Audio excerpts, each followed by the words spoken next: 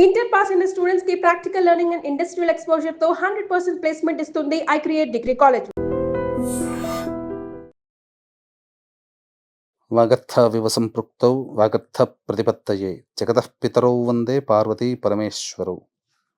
ఆదిత్యాయ చ సోమాయ మంగళాయ బుధాయ చ గురుశుక్ర శనిభ్యశ్చ రాహవే కేతవే నమః. శృంగేరి జగద్గురు పీఠాధిపతులకి, కంచి పీఠాధిపతులకి నమస్కారములు తెలియజేసుకుంటూ కార్యక్రమాన్ని ప్రారంభిద్దాం. వీక్షించేటువంటి ఐడ్రీమ్ ప్రేక్షకులకి ఈ యొక్క పరాభవనామ సంవత్సరంలో ఈ జూలై 5వ తారీఖు నుంచి 15వ తారీఖు వరకు 12 రాశులలో జన్మించినటువంటి వారికి ఏ విధంగా ఉండబోతుంది క్లుప్తంగా తెలియచేసుకునే ప్రయత్నం చేద్దాం. ముఖ్యంగా ఎన్నో అద్భుతాలతో కూడుకున్నటువంటి ఒక గొప్ప విషయాన్ని మీకోసమే తెలియచేస్తున్నాను. ఎందుకంటే ఇప్పుడున్నటువంటి అవకాశం మిస్ చేసుకున్నామా, మళ్ళీ 2053లో అటువంటి రోజు మనకు దొరుకుతుంది. ఆ 2053లో మిస్ చేసుకుంటే 2070లో మనకు దొరుకుతుంది. కాబట్టి వీక్షించేటువంటి ప్రేక్షకుల్లో ఈ 2053 వరకు ఎంతమంది మనం వచ్చే రోజున చూడగలుగుతాం, 2070లో వచ్చే రోజున చూడగలుగుతాం. కాబట్టి ఈ 2026 సంవత్సరంలో ఈ నెలలోనే జూలై మంత్లోనే ఒక అద్భుతమైనటువంటి సమస్త దోషాలని తొలగించి జాతకరీత్యా అపారమైనటువంటి శివానుగ్రహాన్ని ప్రసాదించే ఒక గొప్ప రోజు గురించి ఇందులో తెలియచేసుకుందాం. ఇక ఆలస్యం చేయకుండా రాశి ఫలాల్లోకి వెళ్ళిపోదామా. 5వ తారీఖు నుంచి 15వ తారీఖు వరకు వృషభ రాశిలో జన్మించినటువంటి వారికి ఏ విధంగా ఉండబోతుందో తెలుసుకునే ప్రయత్నం చేద్దాం. ప్రధానంగా రాశిలోనే కుజ సంచార ప్రభావం. ఇది పాపగ్రహమైనటువంటి కుజుడు రాశిలో ఉండడం ఏమాత్రం యోగ్యం కాదు, శుభ ఫలితాలు ఉండవు అని చెప్పి చాలామంది అనుకుంటుంటాం. కానీ ఈ కుజుడు మీకు చాలా ధైర్యాన్ని ఇస్తాడు. డెసిషన్స్ని సరైన సమయంలో తీసుకునే అవకాశాన్ని ఈ కుజుడు కలగజేస్తాడు. ముందుకు వెళ్ళే స్వభావం తప్ప వెనకడుగు వేయనటువంటి తత్వాన్ని మీకు కలగజేస్తాడు. ఇది పాజిటివే కదా. దీన్ని అలవాటు చేసుకొని తదనుగుణంగా మీ నిర్ణయాలు తీసుకుంటే ఈ వృషభ రాశి వారికి గతంలో కంటే ఎక్కువ మేలు జరిగే అవకాశాలు గోచరమవుతున్నాయి. కాబట్టి ఈ యొక్క కుజగ్రహంలో ఉండేటువంటి పాజిటివ్ సైన్ని మీరు అలవర్చుకునే ప్రయత్నం చేయండి. ఇక ప్రధానంగా బుధుడు 6, 7 తారీఖు వరకు కూడా అనుకూలంగా లేడు. కాబట్టి 5, 6, 7 తేదీల్లో ఎవరికి కూడా డబ్బులు అప్పుగా ఇవ్వడం కానీ, లేకపోతే ఏదైనా పెట్టుబడులు పెట్టడం కానీ, ఇన్వెస్ట్మెంట్స్ ఎక్కడైనా కానీ చేయడం కానీ చేయకండి. ఎందుకు? దానివల్ల కొన్ని ఇబ్బందికర పరిస్థితులు రాని బాకీలుగా అయిపోతాయి. ఇక బుధుడి యొక్క ప్రభావము ప్రధానంగా చూసుకుంటే 8వ తారీఖు నుంచి బుధుడు చాలా అనుకూలంగా ఉండబోతున్నాడు. అన్ని విధాలుగా ధనాదాయం చాలా చక్కగా ఉంటుంది. వ్యాపార వృద్ధి, వ్యాపార విస్తరణ చేసుకోగలుగుతారు.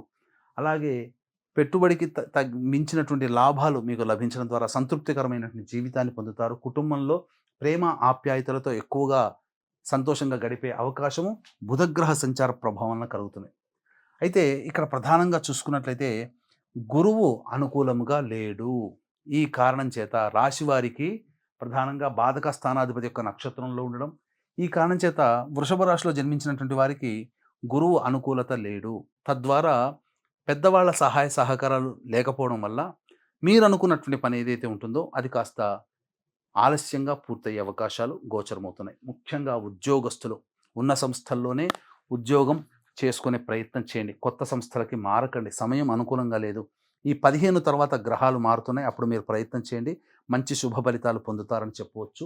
నిరుద్యోగస్తులు ఇంకొక 10 రోజులు గట్టిగా ప్రయత్నం చేయండి. అవకాశం కోసం ఎదురు చూడండి.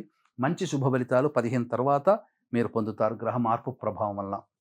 ఇక శుక్రుడు అనుకూలంగా ఉన్నటువంటి ఈ కారణం చేత మీరు గృహోపకరణాలు చక్కగా మీరు కొనుగోలు చేస్తారు.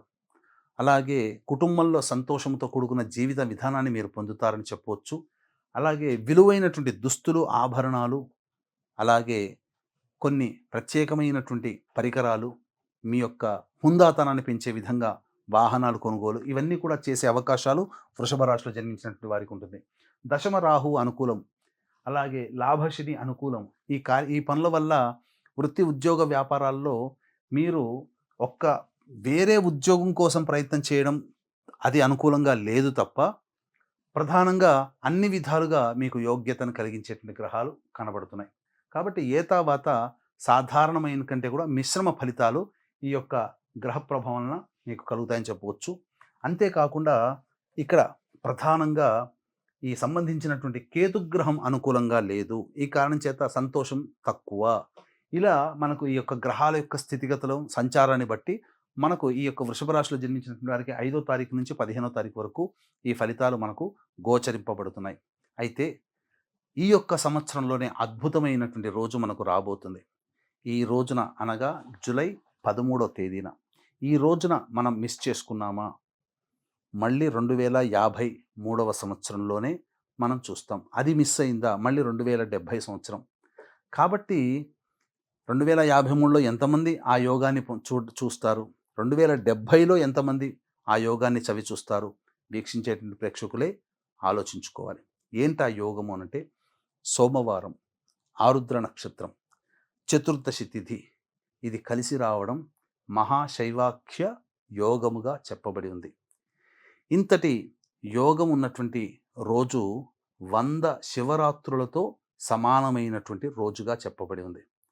కాబట్టి చక్కగా అవకాశం ఉన్నటువంటి వాళ్ళు మీ యొక్క జీవితంలో మీ జాతకరీత్యా కలుగు అనేక రకాలైనటువంటి దోషాలు, గత జన్మ కర్మ దోషాలు కావచ్చు, ఈ జన్మలలో సమస్యలు జాతకరీత్యా ఎదుర్కొంటున్నటువంటి కావచ్చు.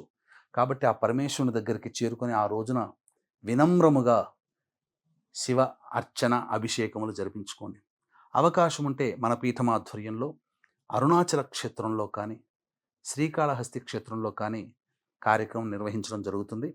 మీ జాతకరీత్యా కలుగు విద్య, వివాహ, ఉద్యోగ, దాంపత్య, సంతాన, అనారోగ్య సమస్యల నివారణకి, అలాగే మేష, మిథున, కర్కాటక, సింహ, కన్య, వృశ్చిక, ధనస్సు, కుంభ, మీనరాశిలో జన్మించిన వారికి, మరియు ప్రధానముగా ఆరోగ్యం కోసం మృత్యుంజయ హోమం, సమస్యల నివారణకి సుదర్శన హోమం, విద్య కోసం సరస్వతి దక్షిణామూర్తి హోమం, అలాగే వ్యాపారము, ఆర్థికాభివృద్ధికి లక్ష్మీ హోమంతో పాటుగా నవగ్రహాలు ఈ యొక్క రోజున అనుకూలంగా ఉంటాయి.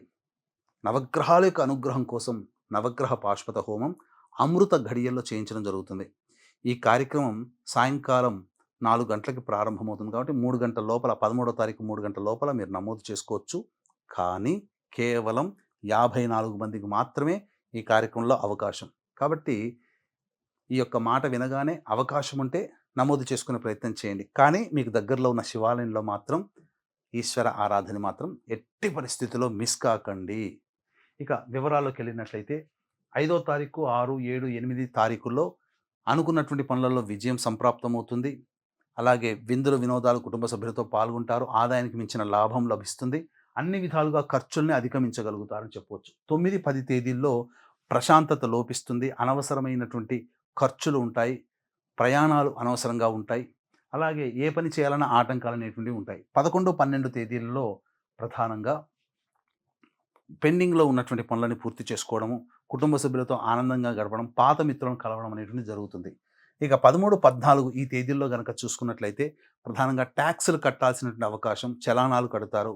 ప్రభుత్వ పరంగా కొంత నష్టం, ఆ ధన నష్టం జరుగుతుందని చెప్పవచ్చు.